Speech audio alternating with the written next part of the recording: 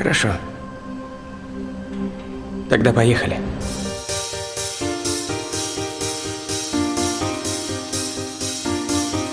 Дилан О'Брайен. Молодой американский актер, видеоблогер и музыкант. Трудолюбие, приятная внешность и неплохое чувство юмора позволили ему получить признание по всему миру. А многие фильмы и сериалы с участием Дилана стали настоящими хитами и принесли ему широкую известность. Подробности насыщенной биографии талантливого актера мы расскажем в этом видео, которое сделали по вашим просьбам. Микс-шоу представляет Дилан О'Брайен. Как живет бегущий в лабиринте? Дилан родился 26 августа 1991 года в Нью-Йорке, но фактически еще в младенчестве вместе с семьей перебрался в Спрингфилд. А когда мальчику было 12, семейство обосновалось в Калифорнии, в городке Хермоса-Бич. Такие частые переезды связаны с профессиями родителей. Отец Дилана, Патрик, исполнял обязанности видеооператора на телевизионных передачах и киностудиях. А мама Лиза была актрисой, хотя и не слишком известной.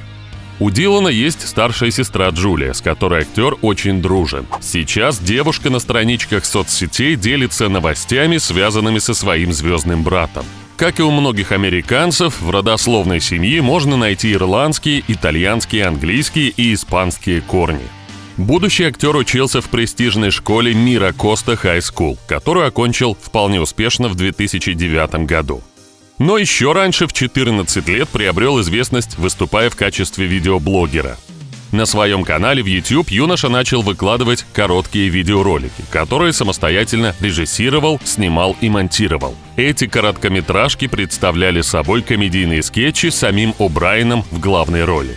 Одним из самых неловких моментов в жизни Дилана стал случай, когда учительница на уроке в школе решила показать одно из его YouTube-видео всему классу. Будучи от природы крайне застенчивым, мальчик вышел из класса и пошел домой. Кроме того, он вел трансляции спортивных соревнований на местном стадионе, благодаря чему научился общению с публикой.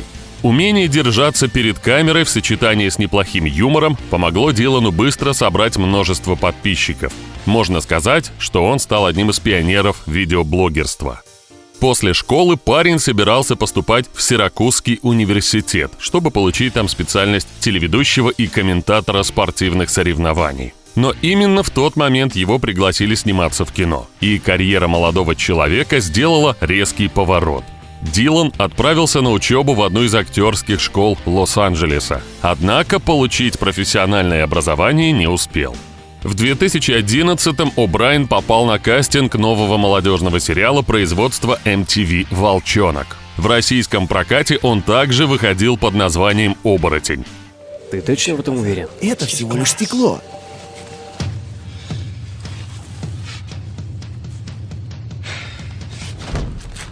Ох! Растудить твою туды! Для молодого артиста это был не первый кастинг. Ранее он проходил пробы для участия в фильме «День Святого Валентина» и сериале «Волшебники из Уэйверли Плейс». Парень понравился режиссерам сериала «Волчонок», который, к слову, снят по мотивам одноименного фильма 1985 года, и решили заключить с ним контракт.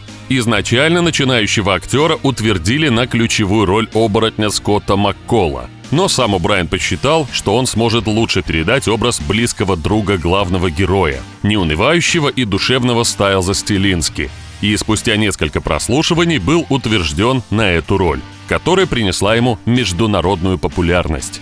Любопытно, что появление О'Брайена в последних сериях финального сезона сериала не было предусмотрено. Но сценарий изменили в процессе съемок, чем, разумеется, порадовали поклонников проекта и самого актера. Вскоре после премьеры «Оборотня» Дилану предложили роль Джимми в комедии «В дороге». Почему ты не в школе? Нас отпустили раньше. Вас отпустили раньше. Утром? Вы пришли на 1 час? Мне звонил твой директор, умник. Знаешь, что он сказал? Что я умный парень.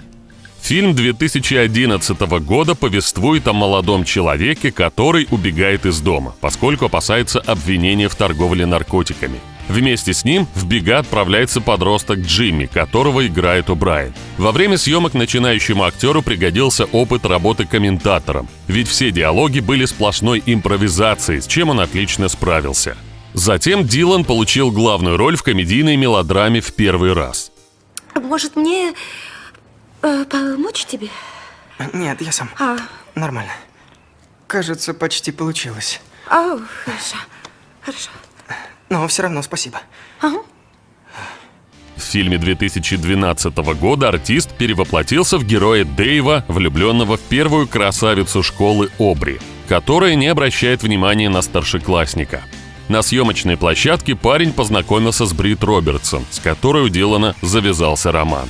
После окончания работы над фильмом молодого актера пригласили на второстепенную роль в еще одну комедию «Кадры». Витамины есть витамины, неважно, из сиськи они или из бутылки. Неверно. Прости, что неверно? Неверно. Насчет сиськи или бутылочки. Я погуглил. Ты не прав. В центре сюжета двое друзей, которые после увольнения с работы пытаются найти новый источник дохода. Главных героев сыграли звезды Голливуда Оуэн Уилсон и Винс Вон. Чуть позже О'Брайен появился в эпизодической роли в сериале «Новенькая» о молодой учительнице начальных классов Джессике, которой никак не везет в любовных делах.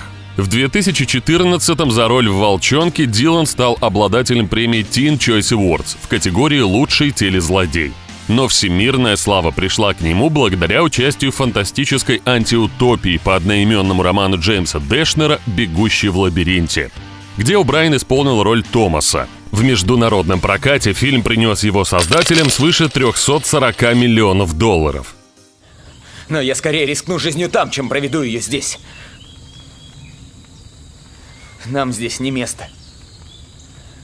Поймите, это не наш дом. Также в нем снялись Томас Броди Сангстер, Кая Скаделарио, Ли Кихон и другие. К слову, прическа Дилана едва не стоила ему роли. Режиссеру Уэсу Боллу не понравился слишком смазливый стиль актера. Болл пересмотрел свое мнение, когда ему прислали фото О'Брайена, где его волосы не были уложены гелем. Впечатляющие кассовые сборы фильма вдохновили кинокомпанию Fox на съемки продолжения. В 2015 году вышел «Бегущий в лабиринте. Испытание огнем». Я видел, как мои друзья умирают.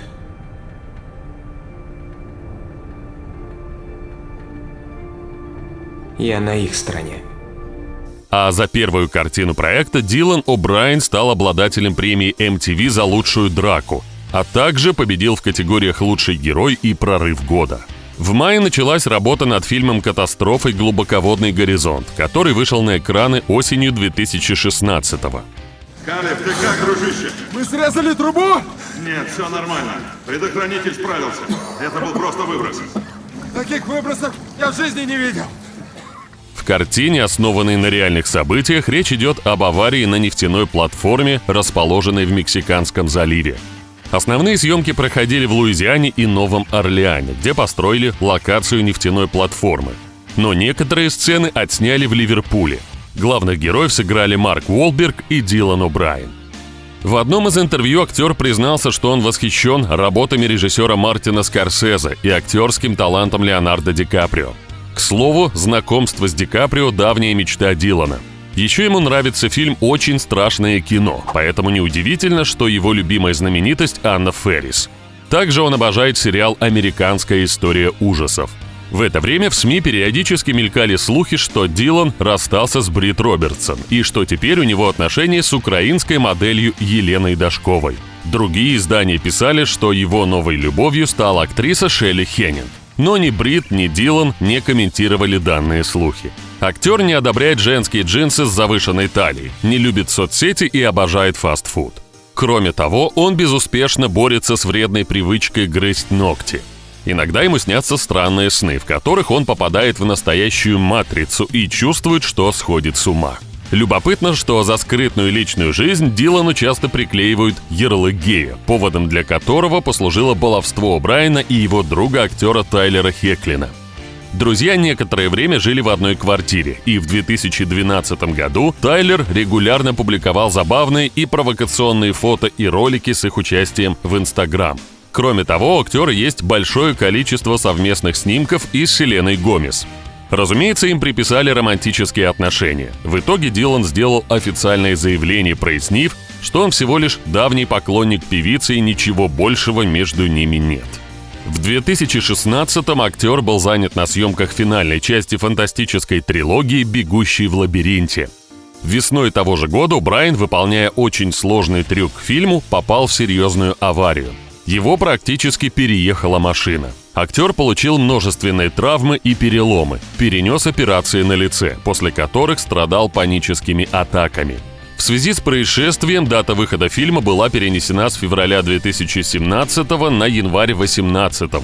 Поклонники верили, что Дилан поправится и вернется к работе, что и произошло спустя некоторое время. После восстановления актер поделился, что справляться со всеми трудностями ему помогала его девушка Брит Робертсон.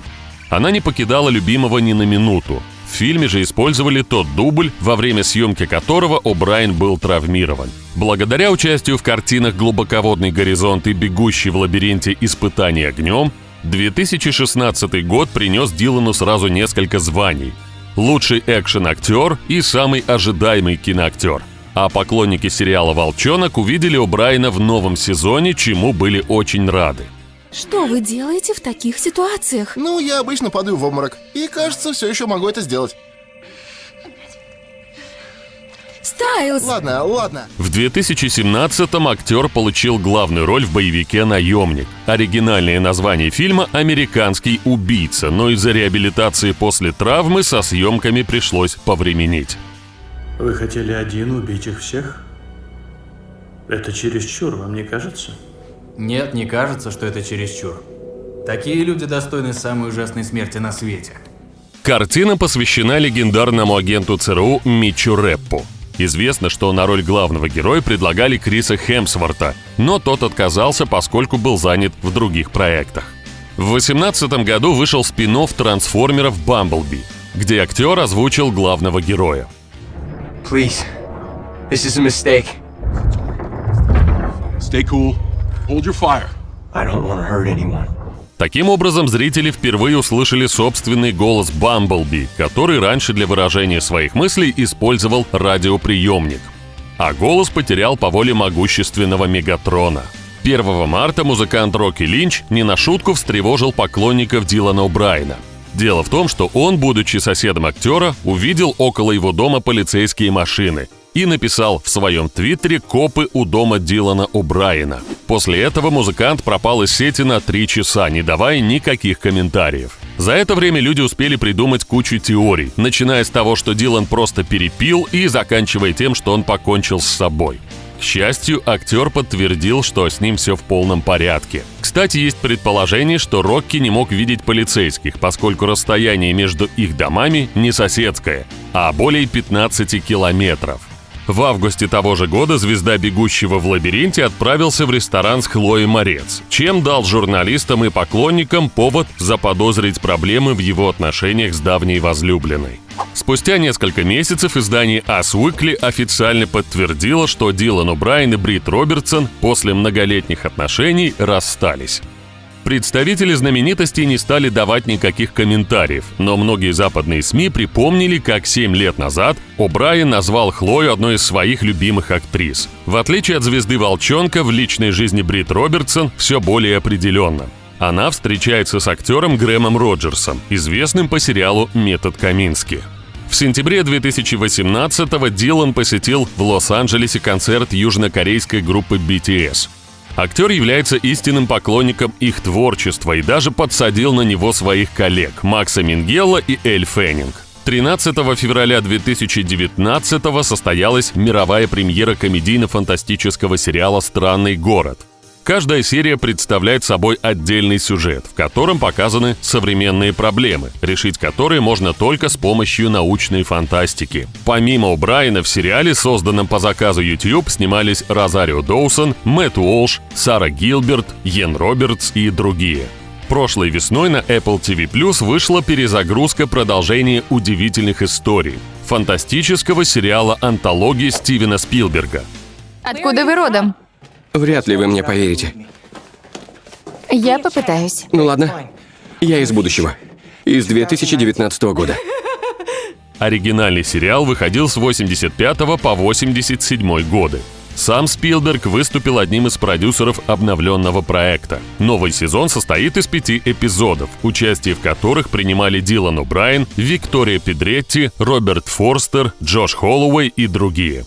На съемки каждого эпизода Спилбергу было выдано по $5 миллионов. Также в прошлом году О'Брайен снялся в главной роли в триллере «Выбор» Фредерика Фитцела. Обычно я предпочитаю курить травку. Я часто курю. В нем речь идет о мужчине средних лет, который пытается найти смысл в своей размеренной жизни. Кроме того, в 2020-м Дилан предстал в главной роли в постапокалиптическом приключенческом фильме «Любовь и монстры». Начну с простого. Запад. Нет, не туда, Запад в другой стороне. Срань. Меж тем актеру приписали роман со звездой сериала «Американские мечты» Сарой Рамос. Поводом для этого послужили совместные видео в инстаграме Сары, где знаменитости в прошлом году во время карантина разыгрывали смешные сценки, пародируя известных медийных личностей, в том числе Марка Цукерберга. В июне 2021-го на стриминговом сервисе Paramount Plus состоялся релиз фантастического боевика с участием актера «Бесконечность». Эйбл, послушай меня. Если не выйдет, ищи внутри. Оно в его теле. На нашей базе. Главную роль в фильме сыграл Марк Уолберг. Первоначально премьера картины была назначена на август 2020-го, но из-за так называемой пандемии коронавируса ее отложили до мая 2021 года, а затем перенесли на 24 сентября. В итоге премьеру в кинотеатрах отменили и перенесли на цифровые площадки. На февраль 22-го намечен выход криминальной драмы «Наряд». Съемки фильма с участием Дилана и Зои Дойч начались в марте нынешнего года в Лондоне, а завершились в апреле. Лента расскажет о британском портном по имени Леонард, который работает в одном из известнейших ателье британской столицы. Также недавно стало известно, что Дилан присоединился к актерскому составу фильма «Не все в порядке», где он снова поработает вместе с Зоей. Кроме того, в следующем году планируется выход комедии «Максимальная правда». Это комедия, вдохновленная подвигами Джека Бергмана и Джейкоба Воля, знаменитых своими попытками сфабриковать ложное обвинение в сексуальных домогательствах против ряда американских политиков. Подтвердилось участие Дилана в мистическом триллере «Исчезновение на озере Каддо». Сообщается, что съемки уже начались. Когда в плотном рабочем графике актера появляются пробелы, он тратит их на встречи со старыми друзьями из музыкальной группы Slow Kids at Play, где играет на ударных. Во всяком случае, в начале своей кинокарьеры делал это довольно активно. Кроме того, Дилан любит играть в Xbox и пересматривать любимый телесериал «Друзья». О'Брайен – ярый болельщик бейсбола, а его любимая команда – Нью-Йорк Мэтс. Этот клуб представляет родной город актера. Дилан говорит, что как бы ни устал на съемках и во сколько бы не вернулся домой, он обязательно посмотрит последнюю игру Мэтс, пусть и в записи. Состояние Дилана О'Брайена оценивается в $7 миллионов. Сейчас он живет в Лос-Анджелесе. У него есть дом в районе Ван Найс, но неизвестно, живет ли он там сейчас. Что касается авто, то с ними тоже не все так однозначно.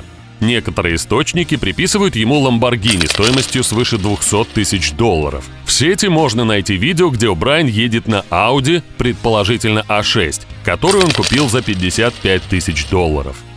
Как вы считаете, сможет ли Дилан О'Брайен стать мегазвездой Голливуда? Если вам понравилось видео, ставьте лайк, а также подписывайтесь на канал, чтобы не пропустить много интересного.